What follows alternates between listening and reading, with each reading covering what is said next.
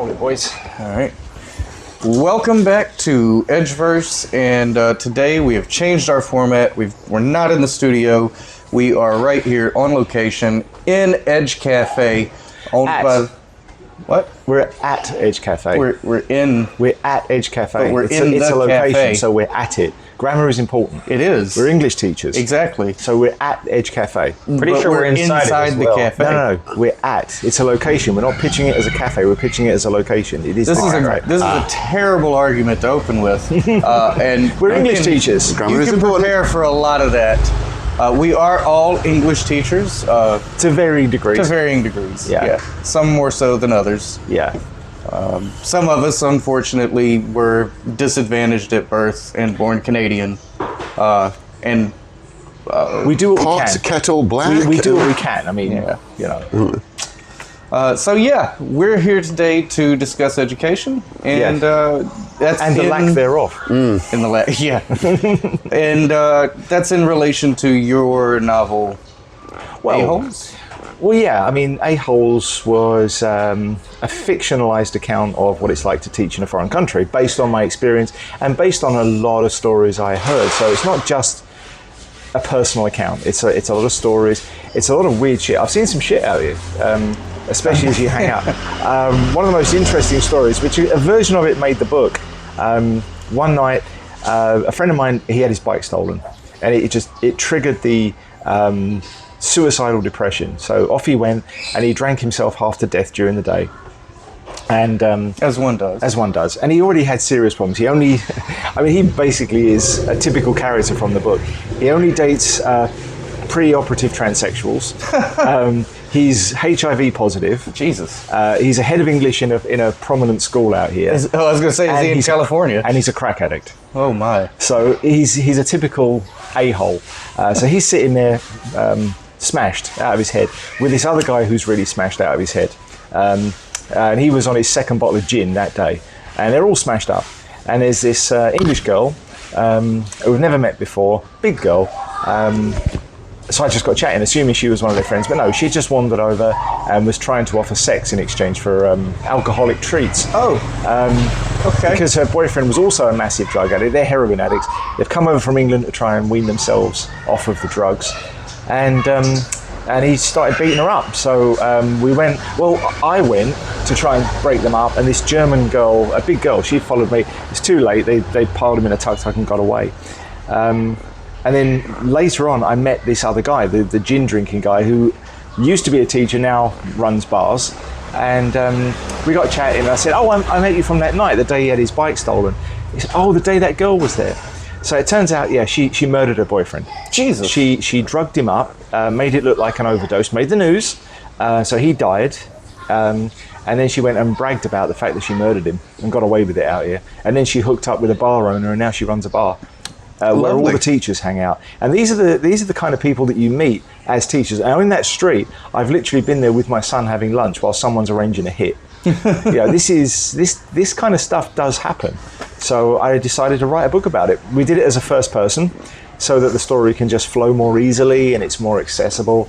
And it's about a guy called Paul, who I'm sure you sympathise with, who is very arrogant and fucks everything up. Yeah, that sounds like me. Yeah. I mean, very few people travel halfway around the world to reboot their life when they're almost 40 because they were making good decisions before that. No, not many. That's true. It's better than staying in the toilet bowl, though. You know, I find a lot of people, their life is a disaster and they just complain and they do the same thing. You know, I have more respect for a guy or a girl who shuffles the deck, even if it's in a weird way. Than who I do like keeps a on girl the- who shuffles the deck. Well, a metaphor, okay, fair enough. But you get the metaphor I'm saying, right? Like, I have people that I've known who their life's a disaster and they just complain and complain often about their job. It's like, you've had the same job for 10 years. You won't even try a different company in the same industry. Like, at this You were point, in the same business whose for fault 10 is years, that, weren't you? right? Yeah, I mean, in terms of my experience, I worked, before I became a teacher, I worked basically in the communications industry for the best part of IT and communications, has to say, for the best part of, I don't know, 12 years. And one company in particular for 10 years before they made what I deemed to be an unwise decision managerially. And as a Did result, they decide they were going to have imperial measurements on all their as-built drawings? no. Rob, control it. Control your Canadian. I told you to get the zapper, and you didn't get the zapper. That's fair. I got pepper spray. Will that do? We've never tried it. I don't know how he'll react. Anyways, they started offering a voluntary redundancy, which I took. Then qualified, took my qualification to be a teacher. Then shipped out to China to the first school that would literally accept me. So, yeah. It And was. But you've got a family history of teaching. Oh yeah, both my it's parents in are your blood. teachers, and 2 out of 4 of my grandparents were also teachers. Yeah, Okay. does explain a lot. Yeah. What experience have you got in teaching? Me? Yeah. Absolutely. Well, I mean, aside from the experience I've gained since coming here, none. So hold on, how long have you been here again? About 2.5, 3 years, 2.5, something 3 like years. 3 years. that. Almost. Creeping up on it. Wow. Time flies when you're not having fun, yeah. And you, Tom, what sort of experience in teaching have you got? 0 before coming here. So no, I mean, I did my training here. So you've been here for how long then? 10 months. Okay, so a year, 3 years, 9 Yeah, years. 13. Yeah. I came here at the end of the COVID lockdowns, right after they stopped doing quarantines and all that stupid shit. And, I mean, granted, I did have a little bit of help, but within like a month, I'd found a teaching job. And I then found you a teaching job. That's what I just said. I had some help. A lot of help. And I wrote you a CV. along the interview process, it was, do you have this degree, or do you have this certification, or do you have this? And I said, no, I don't have any of that. Oh, okay. Well, do you have any experience teaching? Nope, none of that. I said, well, what did you do before this? Construction, and I was a soldier, and that kind of stuff. Oh, okay. We're gonna put you in kindergarten. What? When I first rocked up 13 years ago, it was a mate of mine had got the job. He was looking for the job. And they said, do you know anyone else who can teach? So they asked me to come in for an interview, and I didn't have anything else planned, so I didn't know what I was going to do. And I grudgingly gave it a go, and I turned up wearing a t-shirt and jeans with grease all over it because I've been working on a motorbike. Sorry for because they said straight away, we want you in straight away. So I said, I apologise for the way I'm dressed. And they went, oh, I like your accent, you can start tomorrow. And they literally just gave me a book. I said, I've got no experience. No, you'll be fine. And that was it. That was all he cared about. White skin, got a pulse, you're in. Yeah, I mean, when I changed schools, and the place that I'm at now, the first day on my first class, I looked out, and they've got these big windows that look out into the hallway, and the principal will walk by and say something. And I didn't know what was going on at that point. And he walked by, and he stood there, and he watched for a little bit, and he walked away. And so after class, I went and found him. I said, hey, was there a problem? Did you need to speak with me or something? He goes, no. Very good. You're a real teacher. What? I had that. My old campus principal gave me my yearly assessment. He said, I looked through the window once, very quiet, you good teacher, full marks. And he just looked through the window. That was it. That was my assessment for the year. Could I say? I think Cambodia is a bit of a different environment than some other countries for teaching. Yeah. I mean, this is my third year in Cambodia, and I did 6 years in China before that. I don't know how. Yeah, I don't know how you lasted that long. Yeah, it's weird. You just kind of keep your head down, and mostly they left you alone right up until COVID, but that's neither here nor there. Yeah, that's not, yeah. So, yeah, they demand a little bit more from you before they give you your working residence permit, or indeed a visa to get into the goddamn country. Yeah. I could see that.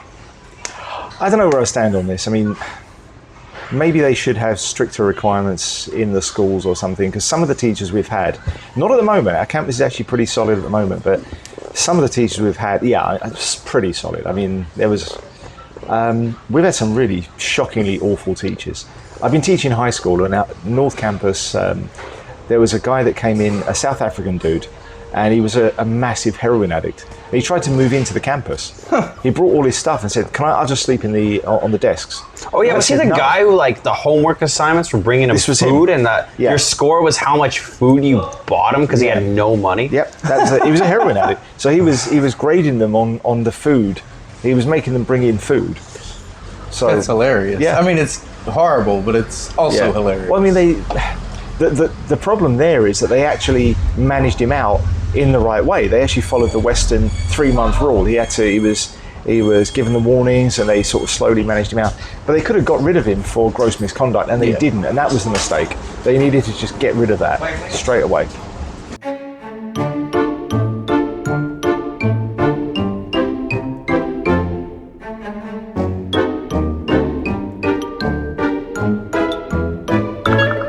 Yeah, so Tom, tell us about your experiences in education, because you've been pretty quiet up to now, Well, which is not characteristic for you at all. No, but I don't have a whole lot of before I came here I had none. Like as a teacher, none. Obviously I've been a student, but so far Cambodia's a good country to live in. The students have a lot of respect for they're just well behaved, honestly. I do agree with good behaviour. Their behaviour's respect.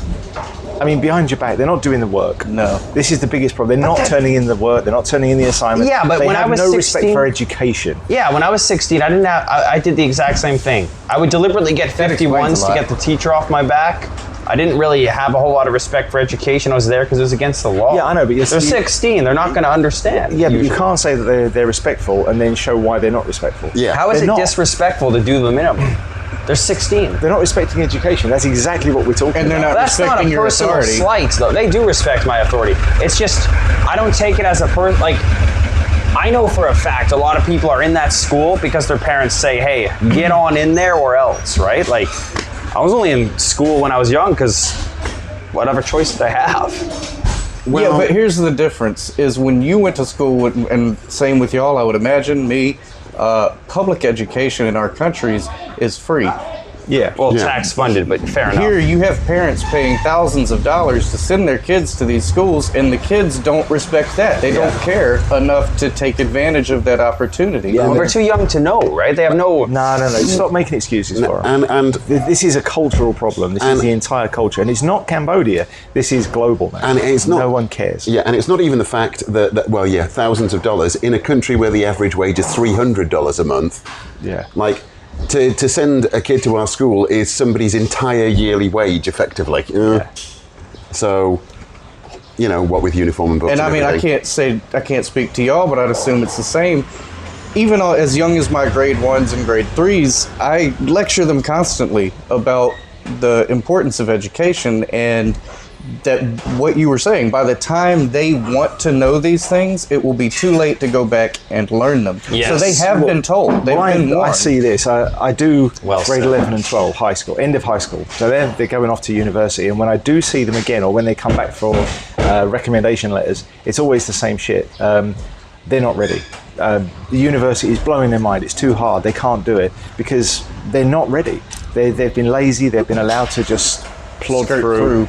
And they can't get to that standard. So they're failing. I hear what you're saying. Now, I'm not necessarily the most popular grade 10 teacher, and there's a good reason for that. Are you the least popular? No. No. He's not. He is definitely. Well, who's not. the least popular then? I'm not couldn't going to say. say, but I've had tip-offs. I'm not going to say though. But that's because Tip-offs. I am really, really hard on my students. I push them He as does far like as I to- can possibly can. He does like to go hard on students. That's right, I do. Phrasing. Yeah. Phrasing. You are known for being strict. I- They are very familiar with your expectations. Yeah, I'll say because I have high standards, and I expect those high standards to be met. And the students who come back to me when they go up to grade 11 or 12, Yeah. they don't like me in grade 10, but they come back and they say, thank you, I appreciate what you did for me, because grade 11 and 12 are now super easy for them. Well, grade 10 and 11 I are- also always thank AI after it's helped me, so that when the machines take over, y'all don't kill me. I mean, grade 10 and 11 are very similar. We're teaching almost the same things. And one of the other grade 11 teachers, Dave, this year picks up his students from the year before, and he said they just know everything. It's pointless teaching them. They know everything better than Dave does. So it works to grind on them and to force this into them. But that's how you have to do it. You have to. They don't want to learn. Yeah. No, I agree. I push them hard, and I make sure that they learn more than is in the books. Yeah. I also like forcing them to be creative because although they're often very intelligent, and I'm not trying to be rude, but I've noticed anecdotally a lot of them have a huge lack of creativity, especially for their age. I don't agree with your wording. You don't have to force them to be creative. I give them creative exercises and they love it. Yeah. No, yeah, they do like them, but because of something else we wanted to talk about, the disparity of the way that the education system is laid out. Yeah. Boys and girls do not learn the same way, and boys especially do not learn by being put in rows and told what to do. No. They need to do things. There are a few boys that does work for. Yeah, there is, but it's a minority. It is a it's vast tiny minority. It's not even a majority of girls. No. But it does favour them more. Yeah, and that's a critical point here. The difference between the way people generally learn, boys and girls kind of tend to like the slow, methodical, academic methods. You know. Well, at the simplest form, girls tend to learn better by watching, and boys tend to learn better by doing. Women respond better to authority as well. So lining them up, telling them what to do, it's more effective, but it's not totally effective. No. It's not even half effective, but with boys it's almost ineffective. Yeah. It doesn't work. So giving them project work, they like it. They like when I get them to create something or to do something, make a video, something like that. Advertising campaigns? Yeah. They learn more from it. They need to be creative. What we're doing globally, and this is not a Cambodia problem, what we're doing doesn't work at all. I mean, what we're doing at this point globally is intentional. I know. Well, maybe. No, it is. I mean, they're making textbooks that make no sense. They're more about political opinions, they're more about divisive ideologies than they are about education. I mean, look at what's happened to maths with Common Core. No wrong answer now. What the fuck? There's no wrong answer. Yeah, 2 plus 2 can equal 5. It's fine. Yeah. What the fuck? No, Common Core sucks, Nothing man. matters. Did you not know this? No. There's no such thing as a wrong answer. What the actual fuck? Yeah, we're completely undermining education. No, because Look at in maths, California. there are very clear. I agree. I mean, with something like even English, it's not a science. No. You can structure a sentence 3 or 4 different ways and it'll make perfect sense. Yeah. Maths is an absolute rule. Yeah. You can't restructure maths. No. PEMDAS exists for a reason. Oh, the order of functions in mathematics. Yeah. Yeah. Well, what is it they say? In math, close only matters if you're throwing hand grenades. And the idea behind that is there is an objective... Because there's an objective correct answer. Like, we take for granted the amount of education we have had in the past to build these complex systems. Maths is an abstraction. It's not real. It's an abstract way of looking at the world. But it's important to... No, it's strict rules. It's a strict rule used as an abstraction for how we see the world. It's not meant to be real, but it is absolute. Yeah. It has to be. That's how maths works. It's a way of taking the takings from a coffee shop and turning it down to its absolute paired results. It's an absolute. You can't fuck around with an absolute, but they are. Common Core mathematics, there's no wrong answer anymore. So these kids... There is a wrong method, though. Have you ever seen that nightmare? I have a friend back in England, and he was an NVQ teacher, which means he started out vocational qualification. So he started out going around to people's schools and work, teaching people to go to the next level in their careers. He was teaching them to become management. And that soon fell away to basic arithmetic and basic English skills. And they didn't have basic language skills or mathematics. And then they made it harder and harder for him until eventually he gave up because he was just swamped in paperwork. He never got to do visits to his clients, and he ended up working on the railways because he couldn't function in this job anymore.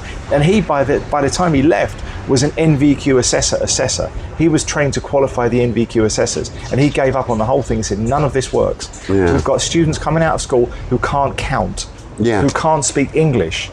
Yeah. And this is not foreigners. This is Western children coming out of school unable to read and write. Now, I can say that there's some definite truth to that. A friend of mine that I worked with in my first couple of years in China actually went back to the UK to become a teacher in I want to say a girls' school in London. Right. What sort of grades? I think it's just the standard high school bracket. High school, okay. Yeah.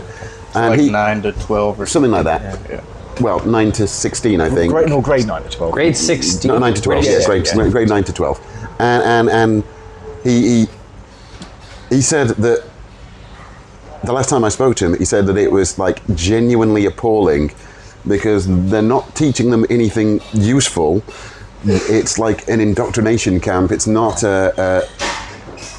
it no longer teaches people how to think. It just teaches them to think the inverted commas correct way. Who can blame people for the growth in private schools, man? Like, it's... Well, it doesn't work Well, out. that was a private school.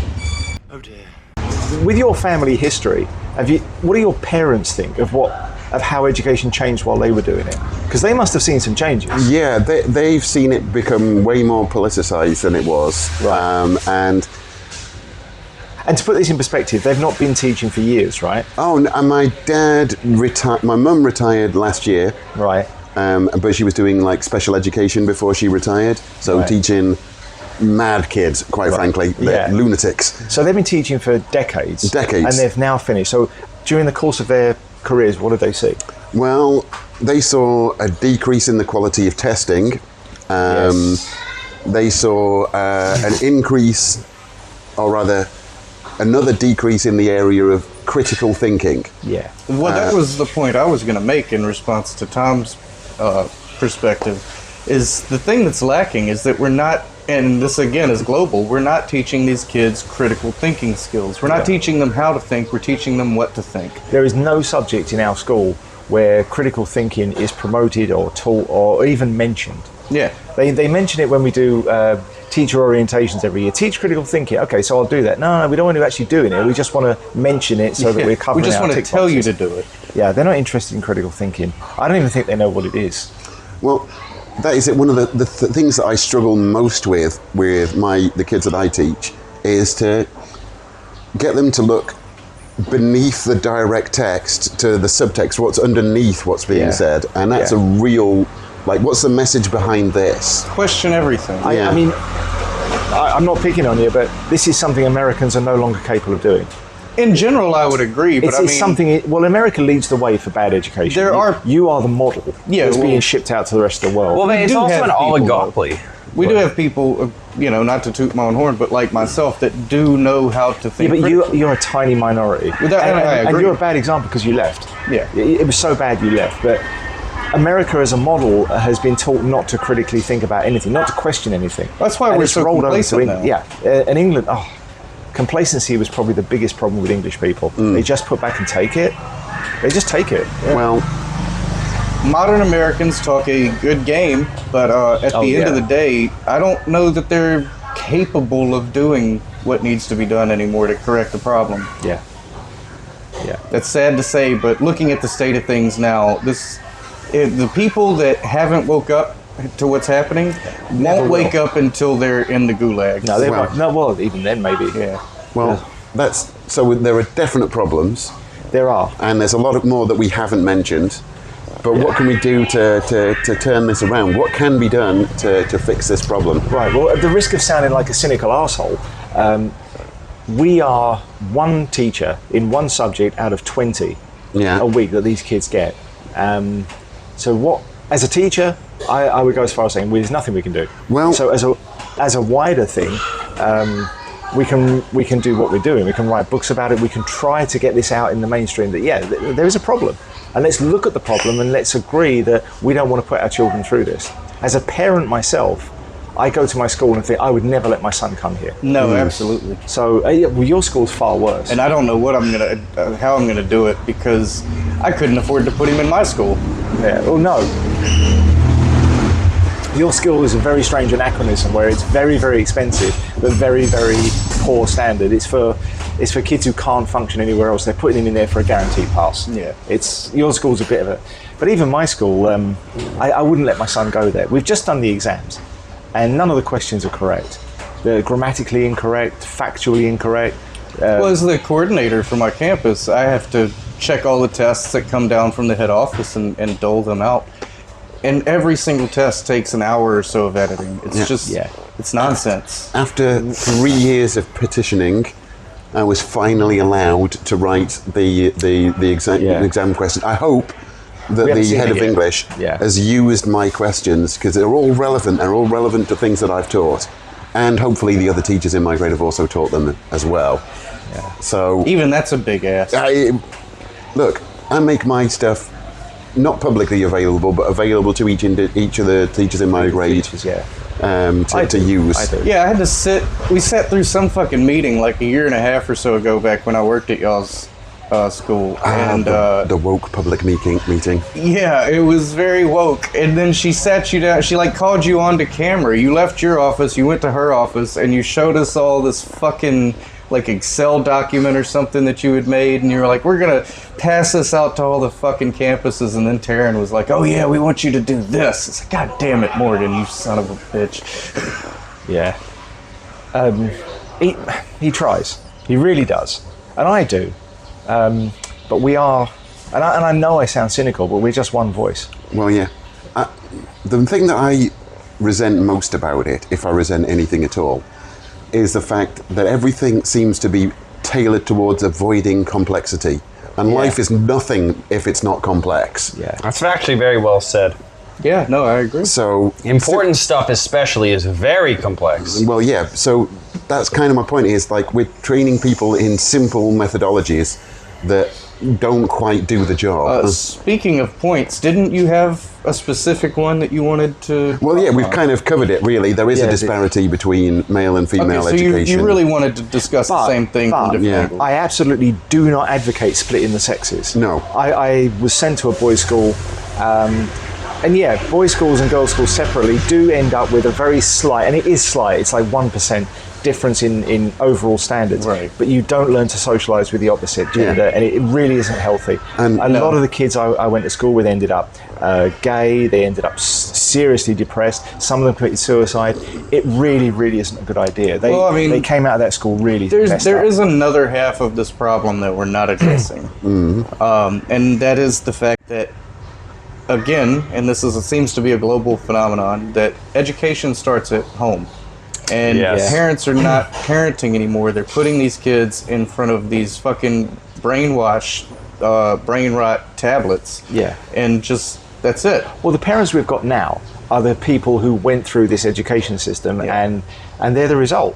And this is a downward spiral. We're going to end up with copies of copies. I was about to say that, yes. Yeah. Making a copy of a copy. Yeah. There's It's just also gonna a get huge worse. issue, maybe in other parts, but in the West especially, fatherless households. A huge problem. Canada, It's US, not UK. here, but yeah. No, yeah, not here, but in the West, fatherlessness, it's been proven, it magnifies every bad outcome. And education, a lot of people growing up get their morals from their father. To give you an idea, across all demographics recorded, your religious affiliation is dictated almost exclusively by your father's faith, for example. Yeah, no, I agree. So if you have no dad or an I agree. uninvolved dad, And then you look at somewhere like America, and the teaching staff is predominantly female. So these people never get a male role model. in the United States, isn't it something like 49% of kids born after 2015 are growing up in a household without a father? It's probably Without a male More than that now, yeah.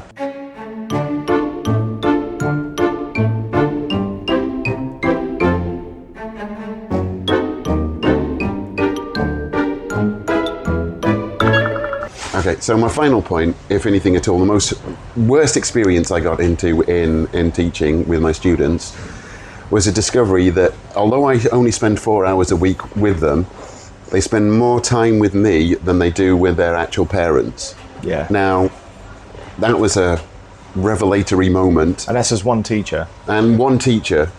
And genuinely believe I'm the only teacher that they would say that to. Well, we've done a rather- section on mobile phones in grade 11, and I've got them to check their stats on their phones. And some of these kids are spending 12 hours a day on their phones. Yeah. 12 hours. So yeah, from that point of view, it needs to be responsible parenting. Yeah. It absolutely needs to be. That's the beginning of this. That's where it starts. And this is the problem we've got in society, where we're just handing everything off. Yep. We trust the government to do this for us. We trust the school to do that for us. We're never doing it for ourselves. Yuri Bezimov talked about this. Yeah. And so far, he's hit the nail on the head for everything. Yeah. They started with the education system because from there they could bleed into every other system. Yeah. Yeah. And they have. Yeah. But putting it right, all you can really do is put it right for yourself, do the best you can, talk about this widely. It's not going to change unless we make it change. It's just getting worse. The people in control are making it worse and worse and worse, and most people are fine with it. Well, I they're mean, programming this delusion of helplessness so that people even doubt their own capabilities, and they It's don't not even just in realize it. school. No, yeah, It's not- everywhere. Yeah. Well, for Yeah. my own part, and I'm sure it's the same for y'all as well, what I do is I try to tell, granted, I teach younger kids, so I can't discuss, high concept topics with them, but I try to tell them the can't truth anyway, as can best you? I can. Yeah, I try to tell them the truth as best I can about the world, and direct them to do their own research and teach them critical thinking skills, and just hope that something sticks. And usually in a year in a class, there's one or two that you can see the lights come on, and you know that you actually reached them, and I agree. that's a win. But I've got to say that as the years go on, especially since we've got more digital, this is becoming rarer. Yeah. I'm seeing it less and less. I'm seeing this year. We've just finished the year. There isn't really one student I feel like I've made a connection with. Not one. Not one time this year I've actually. I'll be staying in touch. I've got students who come around the coffee shop from years ago that still come around to see me. This year there won't be any. I have one student in my grade 3 that's legitimately a very brilliant kid, and I'll miss having that kid in my class. But the rest of them, I'll forget their names by next year. I had a girl once in grade 7 or 8, and I would write lesson plans for her because I could see she was getting it. Everyone else would get something out of it, but I was pushing her. Yeah. You get one and it's worth fighting for. But it's been years since I felt like this. It's just like I'm making a difference. I just don't feel like I am anymore. I know I am a small amount every day, but I don't feel like I'm getting anywhere anymore. Or the impact seems to be lessening. Yeah. So yeah, I think we are probably going to call it quits. The traffic seems to be picking up. The battery's going to die. Tom probably needs a new beer. Morgan needs to recharge. So yeah, thank you for joining us. If you liked the content, go ahead and hit the like button on whatever platform you're watching this on. Subscribe if you like us. There might even be a link down below to send us money if you so please. Yeah, always good. All Also- of those things are appreciated. Also, comments, please. Comments are lovely. And we've written a book about this, about our experiences, and it's sort of on the quietly semi-autobiographical, and it's free. You can go on our website it's funny. and you can download it. It's a comedy drama and it's completely free, and it will tell you all the things we're talking about here from a personal point of view. So get it, it's free. Yeah. And so catch us next time. I don't know what we're doing yet. We'll figure it out and we'll let you know. Thanks very much. Thank you.